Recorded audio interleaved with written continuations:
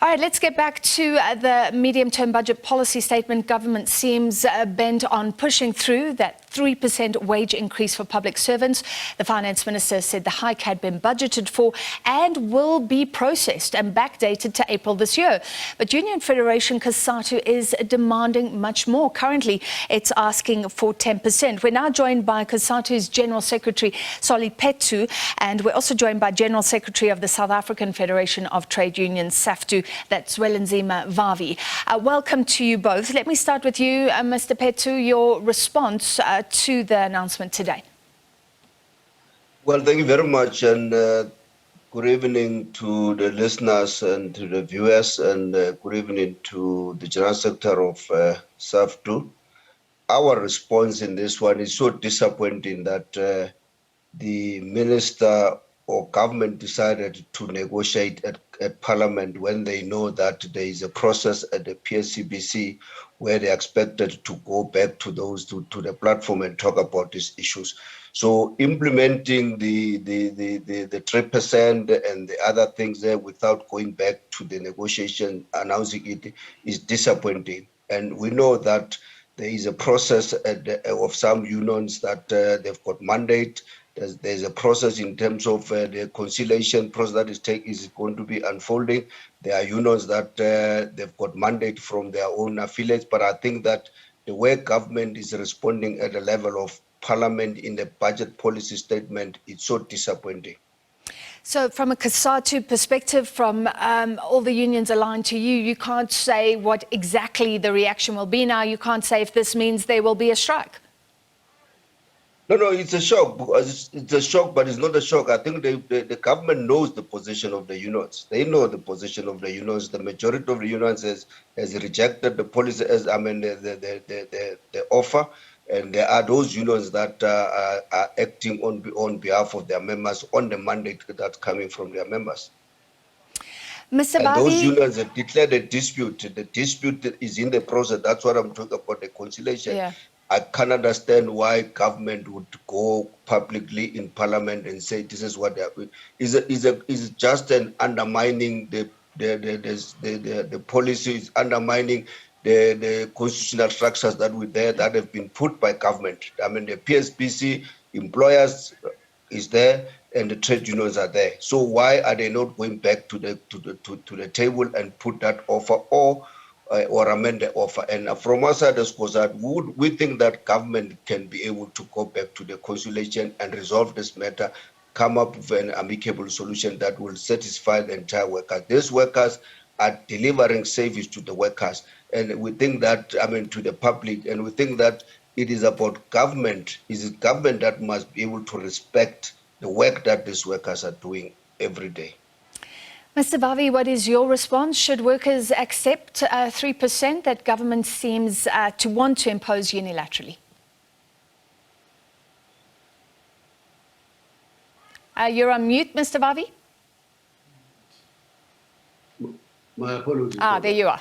Go ahead. I'm saying it is simply annoying and very insulting that the minister today, the Minister of Finance, and yesterday, the minister acting in the position of the public administration, think that workers are fools and that they can just willy-nilly pull wool over their eyes and tell them that they are getting 7.4% when their actual offer in the bargaining chamber is a 3.5%.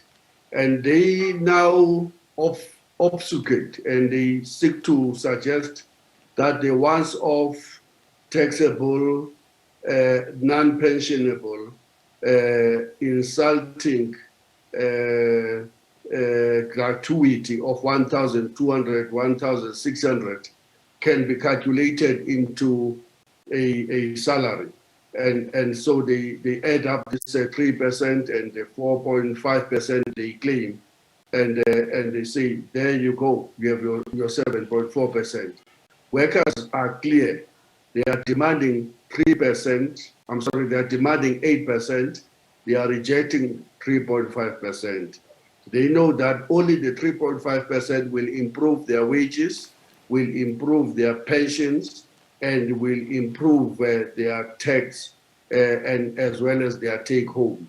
And this 7.4 is hogwash. It's not true, and it is intellectual dishonesty at its best, and workers are rejecting that.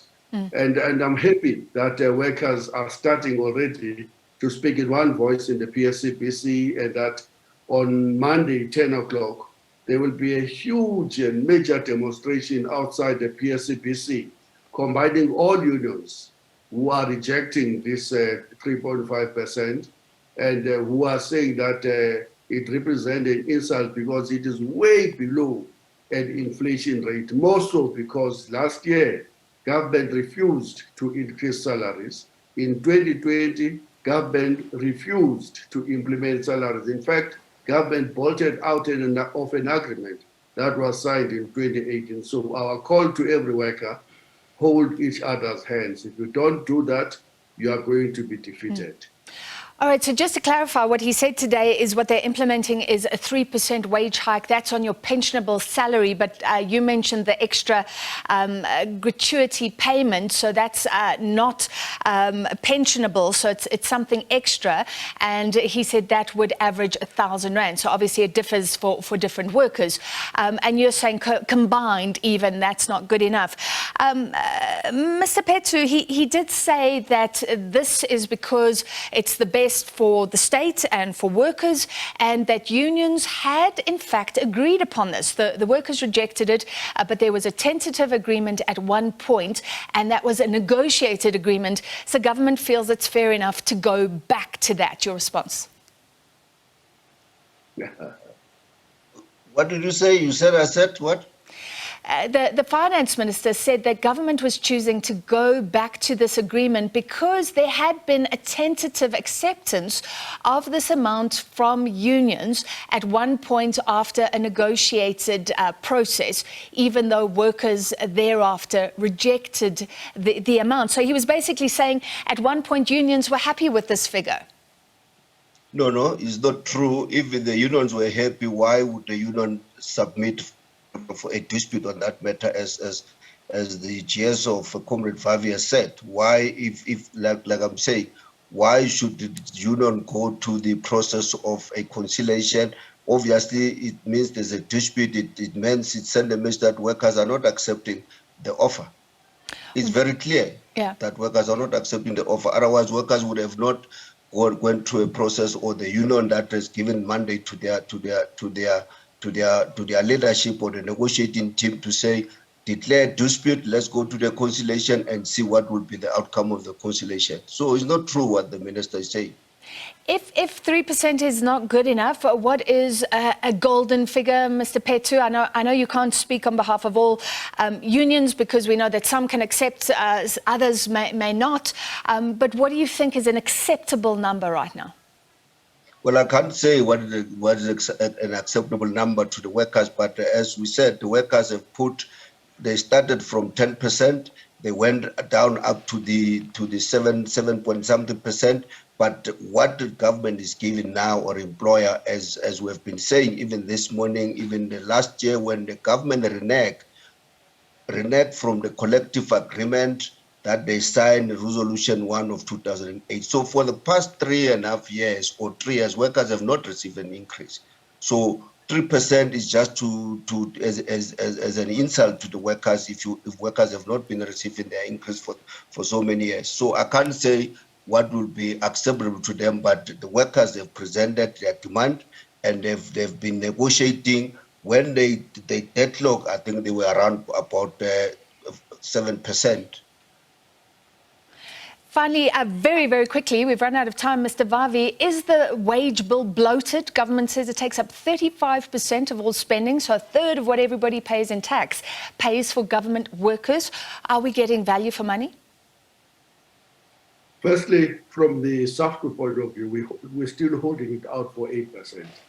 We are not accepting anything that is below the inflation, and the inflation rate is hovering between 7.4% and 7.6, 7.8%.